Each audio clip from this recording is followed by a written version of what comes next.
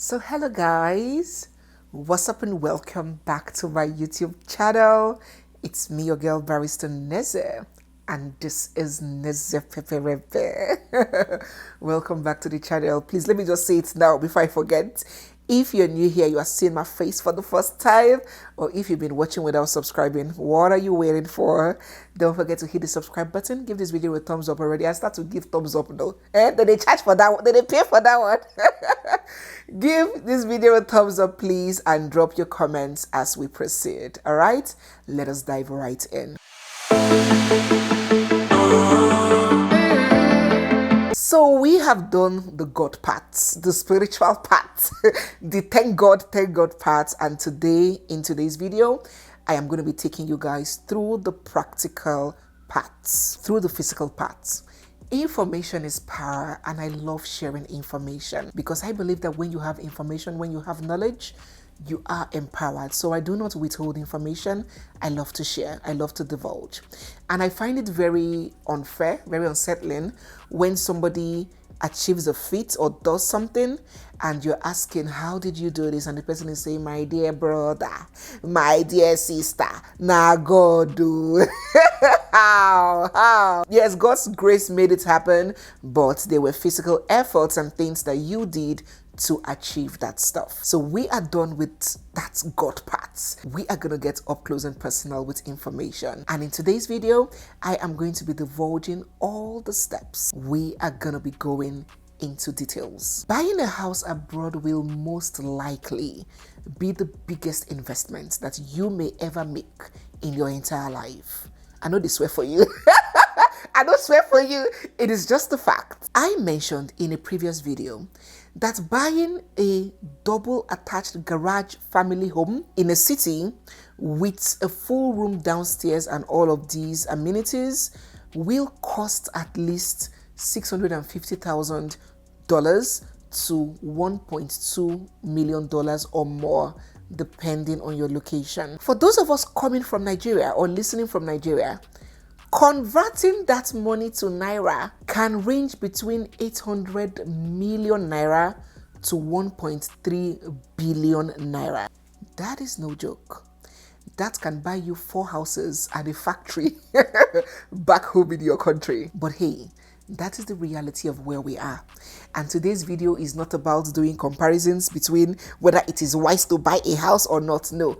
There might be such videos where we're going to do comparisons in between buying or renting, which is more favorable, not in today's video.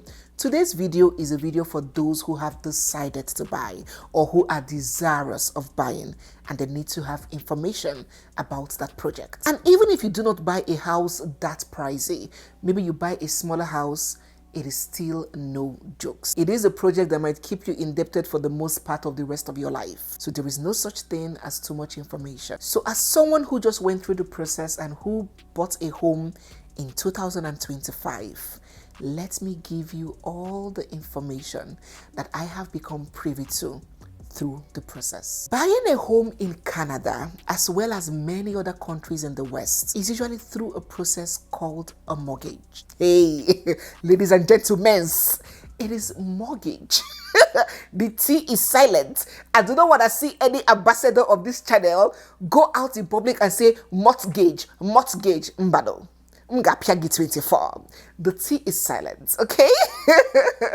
It's mortgage. And due to the money involved in this purchase, it is only a handful of people that can buy these homes outrightly from their pockets. I mean, how many new immigrants, for example, coming in with 1 billion naira? Maybe athletes, entertainers, A-listers, or Ndoshi politicians, Ndoshi treasury, people that loot their treasury, the treasury of their people back home, then bring the looted funds over here. But very more often than not, a home is acquired through a process called a mortgage. Back home, the system of mortgage is not very common. Yes, it exists. It does exist, yes, but it is not common. What is more common is for people to see a plot of land that they like. They buy the land and they start putting block. This year they put foundation. Next year they raise them. The other year they deck, their roof, their paint. Before 15, 20, 25 years, your house is ready. That is if in the process, Umuikwere or Omonile of Lagos do not come and take over your land before you start developing it. So that is the process back home, but it is an entirely different system in the West. So what is a mortgage? Simply put, a mortgage is a loan that you get from a bank or a lender to buy a home with the agreement that you would pay that money back with interest within a period of time, an agreed period of time. The house itself stands as the collateral for that loan.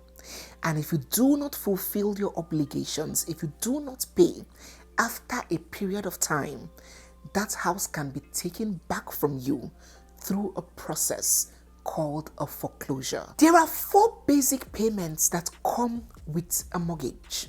First is the principal, egoisha here, the main money that was borrowed to you. The next is the interest on the loan. The money was not given to you for free.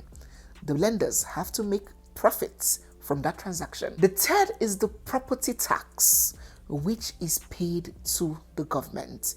It can be paid annually or monthly. So for owning a home, you have to pay taxes to the government. And the fourth is the home insurance, which covers the risk of loss or destruction, fire, flood, and all of those. That house must be covered by insurance even before disbursement, even before the bank gives the money. They must ensure that you have insured the house. So that insurance would also be paid monthly. These are the 4 primary, there might be others, but these are the 4 primary payments that are made on a mortgage. So you may ask, how does the whole process start? The process for mortgaging is strict and maybe cumbersome. Of course, no bank wants to lose their money. No bank wants to lend their money to someone that cannot repay their debt. No lender wants to borrow to someone that will become a problem to them in the future. Yes, there is the option of foreclosing and taking the house back, but foreclosing is not a walk in the park. It is a very strict and lengthy legal process. And besides, banks are not real estate agents.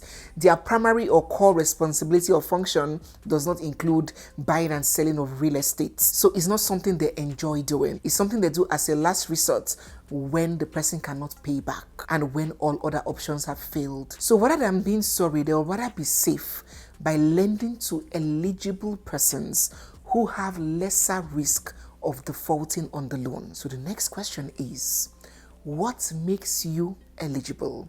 What qualifies you for a mortgage? The first criteria to qualify for a residential mortgage is that you must be a citizen or a resident of Canada. Prior to the 1st of January 2023, before then, when the Prohibition on the Purchase of Residential Property by Non-Canadians Act was promulgated.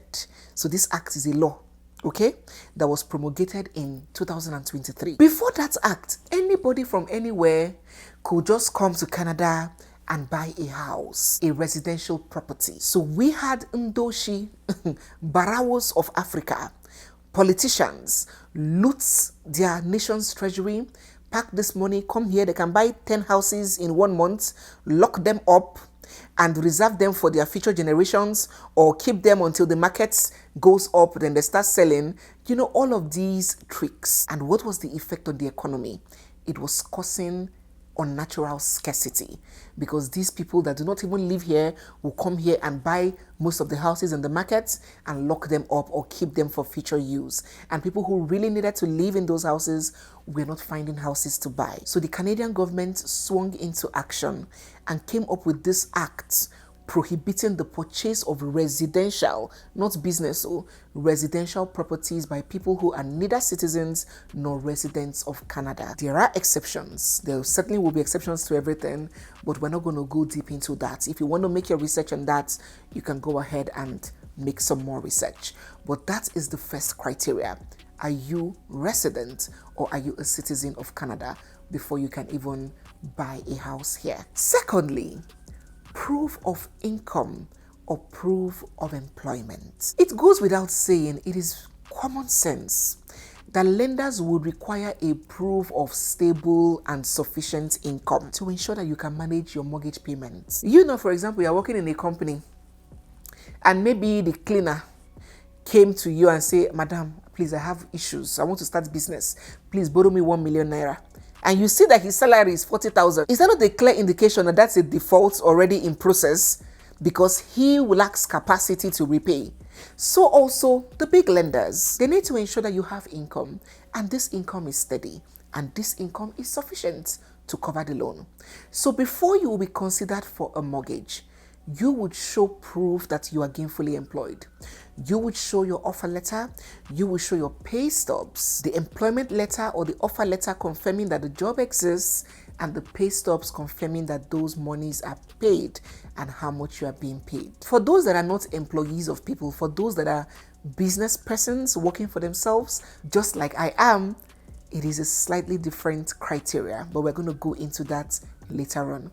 Let us take the third point, your credit score. Credit score is an index, a rating that shows how trustworthy you are when it comes to borrowing money and repaying. And your credit score is one of the major lifelines for those that live abroad. When a loan or credit facility is extended to somebody, it is statutorily required that that loan or credit must be registered with the credit bureau. So everybody's history of what they have borrowed, what they have paid off, and what is outstanding, everything that has to do with your credit is registered in a well-established organization where lenders can resort to and ask them, Oga, please tell me about this person's history.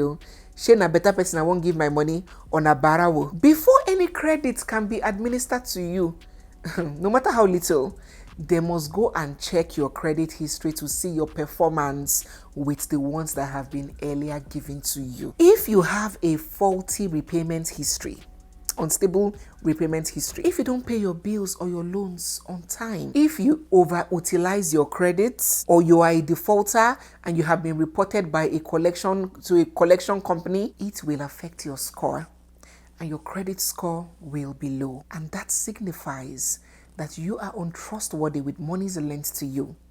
You become a lender's nightmare. In banking, we call that person not credit worthy. Oh, good. God can prepare somebody. God is a master planner. He can prepare somebody.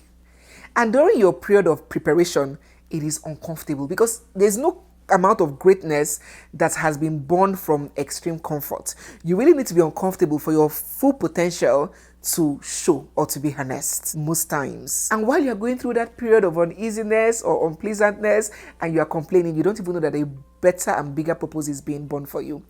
I remember when I was working at the bank in Nigeria, at first I was in marketing, and oh my God, the Book of Lamentations. I was doing my job, I was doing it well, but if you have done banking in Nigeria, you would know that that job is not easy. If you've done banking in Nigeria, you can work anywhere in the world and you can withstand any form of pressure. So I started off as a marketer chasing targets. And then at this point, I was in customer service. Customer service where you sit down, you won't eat morning food. Once you sit down on your decks, after morning meeting, 8 o'clock, customers start coming in. And you're on your computer, customers will be thinking you're not doing anything if they know what you are doing. This GM is chatting, is sending you mail, attend to this customer, is this check ready? They're sending you query, why is this ATM not out? You are responding to query, you have 100 people in front of you, madam this, madam that. Pressure. Hey, Chinekenda. And I did this banking with pregnancies. When I was in customer care, see, we have entered gist now. When I was in customer care, then I was pregnant, and pregnancy worries me. To talk of wahala, spit in my mouth. I was just, if I want to go and pick ATM at the back, I will go and spit. It was tough, but God prepared me. God used that banking to prepare me, to form me, because it taught me a lot. It taught me managing relationships, how to manage people. It taught me how to be organized, how to withstand pressure. It gave me knowledge, it gave me experience, it gave me exposure. It made me to know a lot of people. So I'm forever grateful for that banking experience I got. And look at even this mortgage, because the concept of mortgage is the same everywhere. There might be variations from place to place, but the basics are similar. So because of that experience I had in banking, doing banking in Nigeria, it wasn't entirely new to me. I was already conversant and familiar with some terminologies that I didn't need so much explaining to know. I already knew what foreclosure is, amortization schedule, equity contribution, debt service ratio. I was really conversant with fixed and variable rates and prepayment penalties. So going through that process here, it wasn't such a big deal for me, and I became a point of value to my husband and to my family. And that's why when I see men suppressing their wives, suppressing the talent and potential of their wives, putting their wives under their feet or under their armpits instead of allowing that woman to flourish. So instead of having one light in the home, there are two lights illuminating the home. So if one light goes dim, the house does not go in perpetual darkness. I see those men as people that don't have sense, because they are shooting themselves not only in the legs, but in the heads. So you can imagine the value that I brought to my family and to my husband when we were navigating this mortgage steps, this process, with all the knowledge that I have already acquired, because I've been allowed to flourish in marriage. But we're not talking about marriage now. We are talking mortgage. I just wanted to put that out there to tell you guys how my knowledge in banking helped us as a family through the process here. My husband didn't have to worry about some things because I already knew about them. So yes, your credit score is very crucial in the process of getting a mortgage. The higher your credit score, the more attractive you are to lenders, and the lower your credit score, the more repulsive, the more likelihood of disqualification. In Canada, many lenders could require scores that ranges from the high 600s to the 700s. So yes, enough said with credit score. After your credit score has been checked and certified good, what is the next thing? Down payment. What is a down payment? In banking in Nigeria, we prefer to refer to it as equity contribution. A down payment is the initial amount you pay or contribute upfront to the purchase of your home. I'm sure some of us that do not have any idea or experience about mortgages will be like, Neze, which money are you talking about again? I bet you just told us now that bank will buy the house for us and we'll be paying small. So which money are you talking about? Relax. When going in for a mortgage, the bank needs you to show commitment. The bank needs you to have a stake in the transaction. The bank needs you to show working, to show financial responsibility and readiness. No bank will just carry a whole $800,000 and give one person because he has work, and it's now turned out that the person does not even know his left from his right, cannot save. The bank will require that you bring something while we help you carry the rest. The minimum down payment in Canada that can be made is 5% of the total cost of the home. So if an intending buyer wants to buy a house, for example, of $850,000, that person should have a minimum of $42,500 ready and sitting in their account as down payments. Then the bank would help cover the cost of the other 95%. But as I mentioned, that is the minimum. You are not bound by it. You can choose to contribute more. You can choose to bring a higher percentage of down payment, which of course depends on your financial capacity, how buoyant you are. So for many reasons, some people might choose to contribute more in this equity, this down payment, for several reasons. Maybe they want to reduce the loan amount. The house is $500,000. They don't want the bank to give them $400 and something thousand, because the more the bank gives you, of course, the more the interest. So you might say, okay, I have $250,000. I want to put down $250,000 as my down payment. Bank, or you help me bring only $250,000. That will reduce the interest you would pay. right? Another reason why some people might want to put a higher down payment is because they don't want to pay insurance, mortgage insurance, because legally, if your down payment is less than 20% of the value of the house, it becomes statutory and compulsory that you insure that mortgage to protect the lender, just in case tomorrow you can't pay back. But if you contribute above 20% of the house, mortgage insurance is no longer compulsory because you have higher stake. Some people may also bring a higher down payment because they want to get higher equity in the property, which they can use to even buy another one. Because the more money you have as yours in that house, you can use that as a stake to get equity to buy another house. Some people also might choose to bring higher down payment because the amount they qualify for from the bank cannot buy them the house that they want. So what do? They shock up the rest by bringing a higher down payment. Do you understand? That is where they say your DSR did not meet the score. And that is what happened to us. We are going to get there. I'm going to give you a hint of what happened there. So let me just explain that in the next point. The next criteria, the DSR. Handling debts and financial commitments of borrowers is very important in every society. Because when debts are not handled, borrowers would default on their loan. You cannot put a gun on their head or a knife on their throat. The loan will default. It will become a bad loan. People might want to now take to crime just to meet their loan obligations. And so a responsible system will not let that happen. They will not allow someone to borrow more than they can pay. And so it is statutorily provided for how much you as a lender is allowed to give a borrower. In Nigeria, for example, the CBN gives risk management frameworks. They come out with risk management frameworks to dictate DSRs. But what is DSRs? I've not even explained that. Let me explain. DSR, which is an acronym for Debt Service Ratio, is the percentage of a borrower's monthly income that is allowed to go into servicing debts and loans. So the law makes provision for a certain amount of money that cannot be deducted from somebody's salary to pay loans, a certain percentage. You cannot just take someone's salary and take 60% of it or 80% of it and say you are servicing loan. No. And that's why when I hear some yeye people crying about child support, most times I know they are crying foul because the system is structured. You as a man cannot be earning $5,000 and they'll tell you to pay $4,000 to your wife as child support. No. When you are still going to pay other bills, it is a percentage.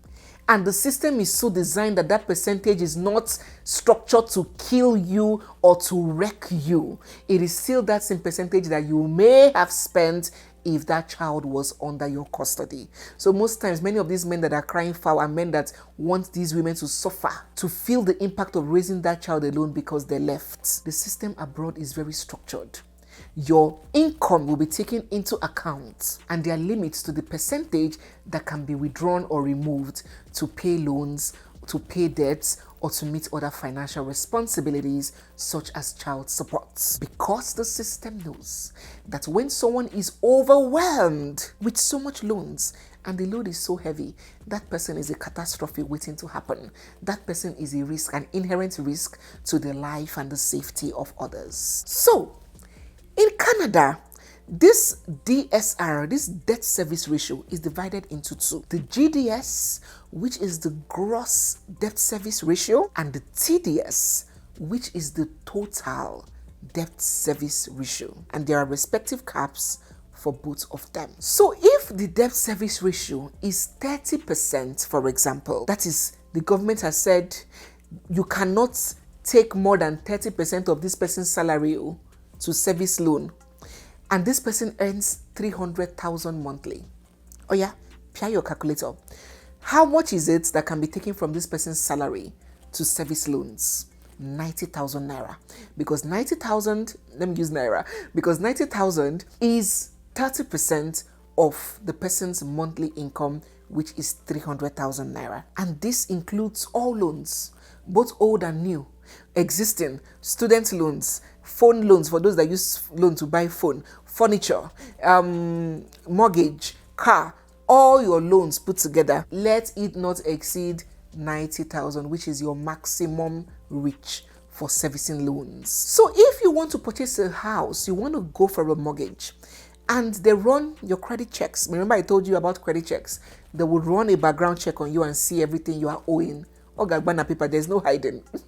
And they see that you have already maxed out on this 90,000.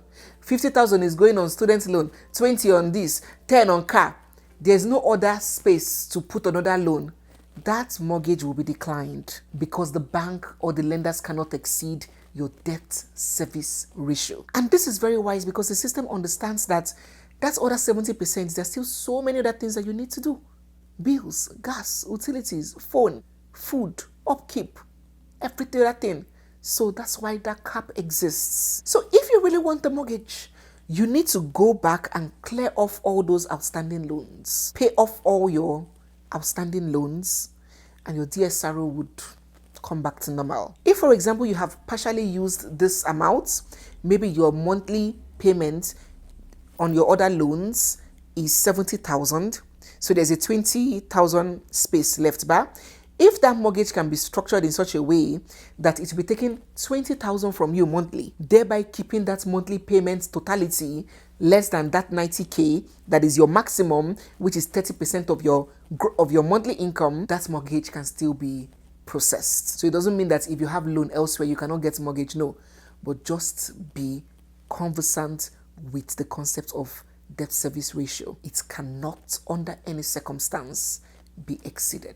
Now, when calculating debt service ratio, or what you qualify for based on your debt service ratio and based on your income, it is the family income that is factored. The income of the wife and the husband for those that are married. You can see why it is very, very difficult for single people here to buy a home. So you just imagine a house of $800,000 or $600,000 and your salary is how much? How do you want to qualify to buy such a home? So it is always better when the income is joined. So it will boost your eligibility. Buying a home abroad is no child's play. And everybody has their mortgage journey. They have their story. It is not the same for any two people. I'll bring this video to an end here. Please share your thoughts, your journey, and your experiences down in the comment section. In our next video, I will dive deeper and up close and personally. I will be taking us through the steps, every single step, baby steps, from the beginning, from the first day that we decided we want to buy a house till the day we moved in and took possession. So I'm going to be giving us a step-by-step process of what it is like getting a mortgage in Canada in 2025. You do not want to miss that. Stay glued, turn on your bell notifications and subscribe. If you're not, send these videos to those that you believe will need them. And if you have passed this stage and if it's something that you've done before, please share your tips and your thoughts down below. Thank you so much, guys, for watching. It's me, your girl barrister Neze, and this is Neze Peperempe. I'll see you guys in my next one. For now, bye.